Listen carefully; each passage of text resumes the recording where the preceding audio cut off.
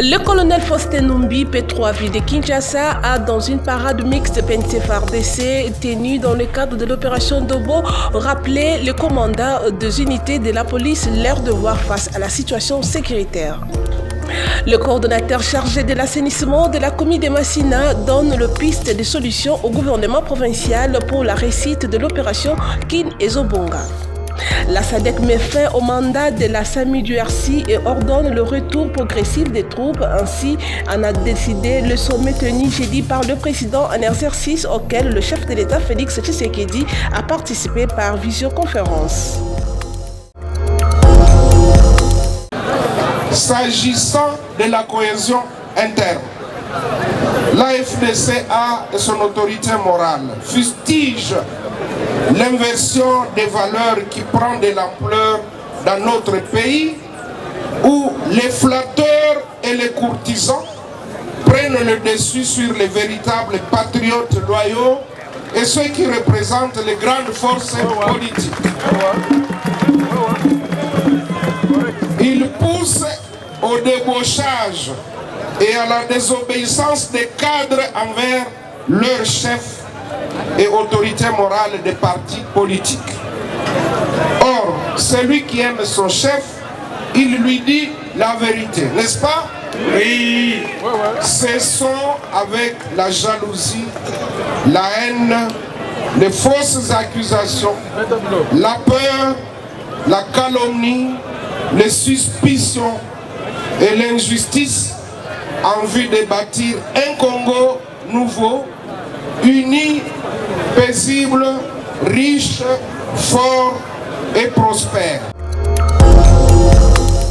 Ce que nous sommes en train de vivre sur le terrain, yango a un résultat entre yo nangai.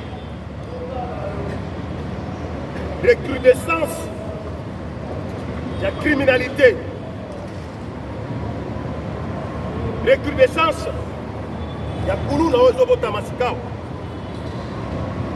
À cause de la moleste Nabiso, à cause de la moleste, il y a un commandant en district, il y a un commandant commissariat de police, il y a un commandant sous-commissariat.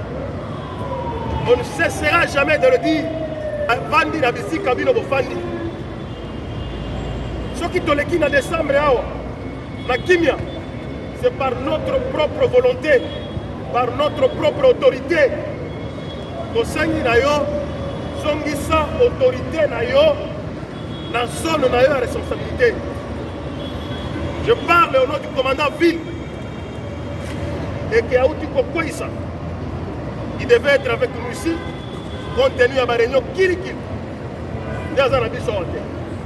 Mais retenez ceci, à chaque fois, situation d'insécurité et Kozala présente dans le secteur Nayo, Français à Moukoussé, les responsabilités seront établies.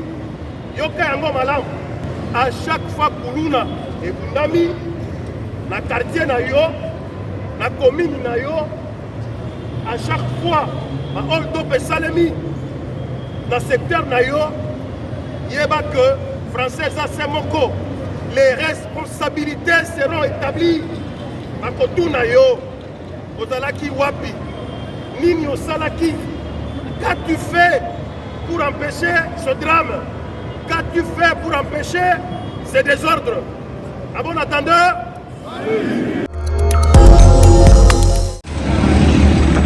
Depuis le lancement de l'opération Kin Ezobonga lancée par le gouverneur Daniel Bumba Lubaki, notons que cette opération n'a pas atteint 50% de réussite par manque de stratégie mise en place pour mettre fin à l'insalubrité qui bat record sur la ville de Kinshasa. Nous sommes à Massina, plus précisément au niveau des Bitabé, sur le long du boulevard Lumumba où l'on observe une équipe de la coordination de l'assainissement de la commune de Massina qui travaille sur l'évacuation des immondices qui ont été jetés et abandonnés par des ONG opérant dans le projet Kin Ezobonga. Interrogé quant à ça, le coordonnateur de cette équipe donne des pistes de solutions pour la réussite de l'opération Kin Ezobonga sur la ville de Kinshasa.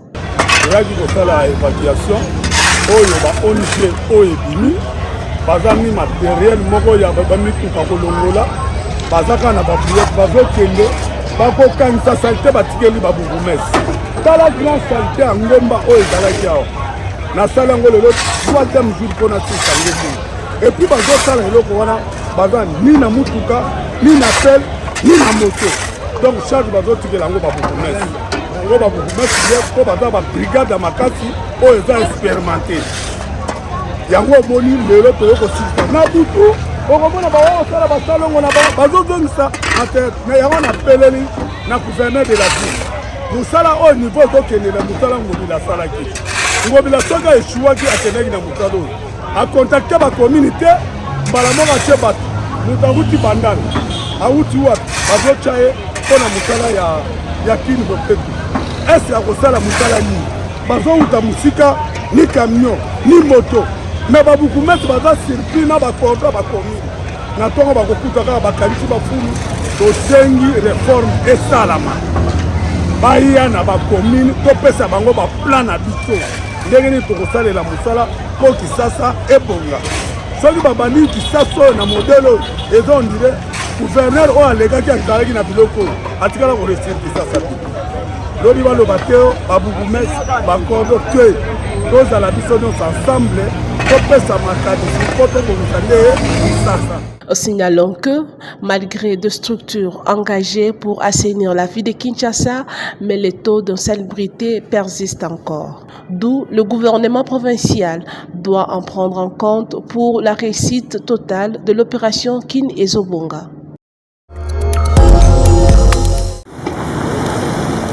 En ces mois de mars, il est très important de reconnaître et soutenir les efforts des femmes dans les différents domaines de la vie. Elle s'appelle Issimo Otika Hélène, policière de son état au grade de sous-commissaire principal de la police de circulation routière qui travaille au carrefour de Mango et Ouya dans la commune de la Gombe. Une femme mariée qui commence sa journée dans sa maison comme toute femme avant d'arriver dans son lieu de travail. L'adjudant Issimo Otika Hélène a une bonne réputation sur le terrain par les élèves, conducteurs et les passagers. Interrogé quant aux réalités de l'exercice de son métier sur le terrain, l'adjudant Otika Hélène donne des précisions. On est tous ces maman et pour s'organiser. Le but de s'organiser, au début, nous allons sous les drapeaux. Il faut respecter. Dans le salon, on a 6 heures, dans la 5 heures. Nasali moi ba toilette na ngai na silisi na ye musala na ngai na 6 heures pour régler circulation ba problème to kuta na ngo zaka ya ba usager nzela kuta na ba consusu ba pressé ato e saison na nzela biso azolo ba na mabe makambo ebele bon to supporter ka nyonso ko eza musala ata mbouteillage ezali mais to meka kaka ko bongisa ko ekende malamu. Batunde tozana bango na nzela na bana moto nde moyen ezate mais tozomeka kaka kosala ke nzela etambola malamu. Retenons que cette brave dame, élément de la police de circulation routière, l'adjudant Issimo Otika Hélène, fait partie des policiers qui exercent bien leur métier sur terrain sans inquiétude ni tracasserie.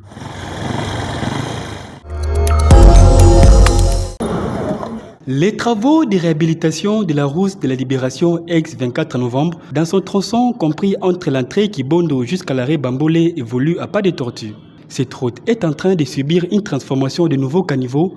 Les bétons placés est jugé solide chez les uns et non solide chez d'autres. Les usagers de cette route remercient le gouvernement congolais pour la réhabilitation, mais se plaignent de la lanterne de la société exécutant ces travaux. Banda babuka là bon je crois ba 6 mois peut okenda ba 6 mois peut déjà donc nous sommes na bango mona nous sommes ba sala 6 mois mais ba beno da 3 ans 4 ans ba la mona gouvernement donc so bana mboka to nyonga fort père senga mingi po ba konti musala oyo ba continuer ngo pena esuka ka awate musala oyo bazwa nengi babandi ba continuer ngo tipen mais il peine à partir de la station à Selembao. Balongwe wana, bakoti prince ya la station. Donc kuna lisusu mabe zali ndeki basali na ba makala. Les travaux de réhabilitation de la route de la Libération vont s'achever dans un délai précis.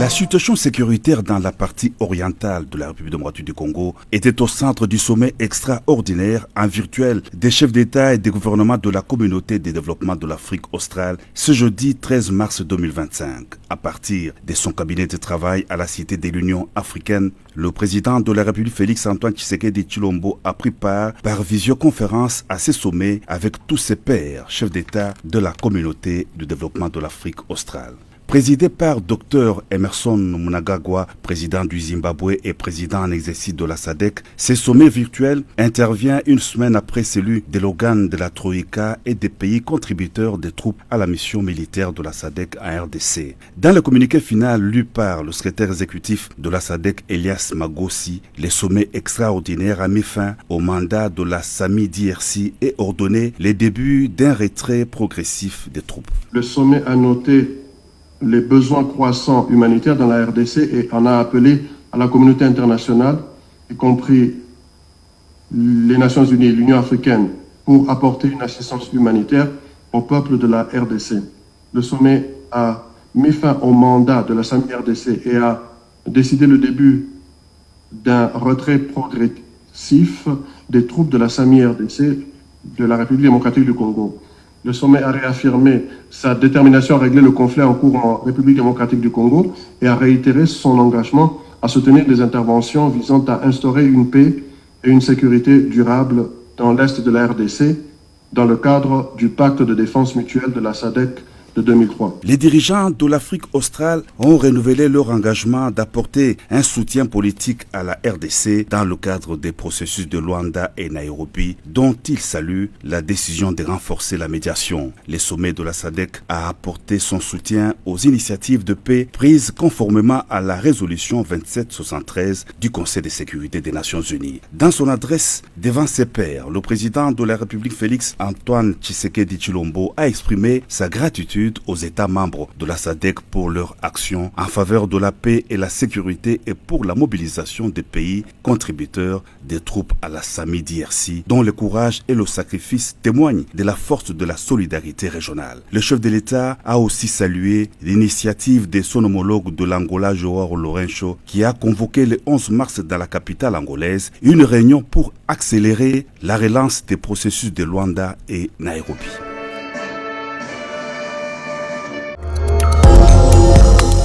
La chef du gouvernement a tenu à s'assurer de l'état d'avancement de ces projets d'envergure qui visent à désengorger la capitale de la République démocratique du Congo et améliorer les conditions de vie de ses habitants.